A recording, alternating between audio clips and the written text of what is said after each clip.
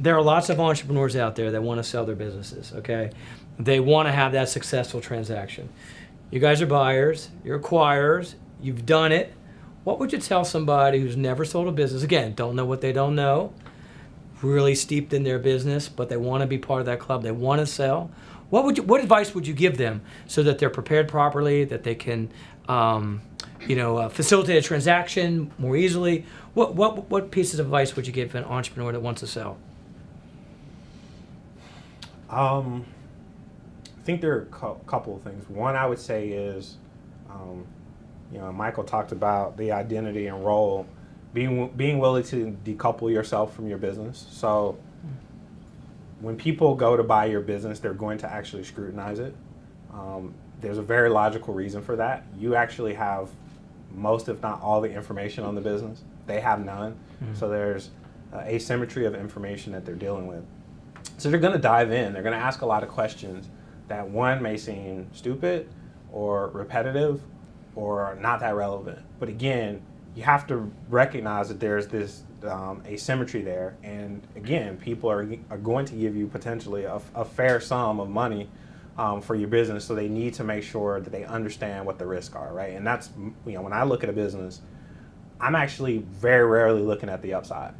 I generally am looking at what are the downside risks to me, my investor group. What is the likelihood that this thing goes bad and goes to zero, right? Okay. Because if I can minimize the downside, I use the term asymmetric risk. If I can sort of shift a transaction or a deal where there's asymmetric risk, where the downside is relatively limited or I understand it pretty well, and then I have whatever upside I have, I have time to sort of figure that out because the bottom doesn't drop out of my business, I'm actually going to be okay. And that was our approach with Kruger Gilbert. I think there were some businesses that we looked at that were maybe growing faster, they were sexier. But when we looked at this business and we were going in our first time, and Mike, you can identify with this, track record is everything, right? So if you go into your first deal, again, we're not scared to fail. We've both had different entrepreneurial ventures that didn't go the way we wanted it to go. But we were really focused on what the downside risk of the business, what was the chance that the business was going to go to zero. And we sort of mitigated those risks, and we did everything we could to do that. And now what we've been afforded by the nature of the business, our business has recurring revenue, relatively low CapEx, so we're able to maintain the business without putting a lot of extra money into the business. We have good margins. We got time to figure out how to actually run it and grow it, right?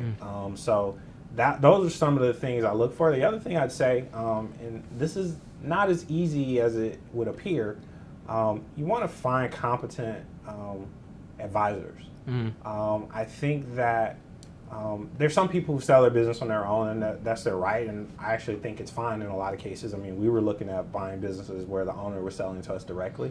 And again, that's why relationships matter, because if you actually can build a relationship, then that's when that happens, because there's trust.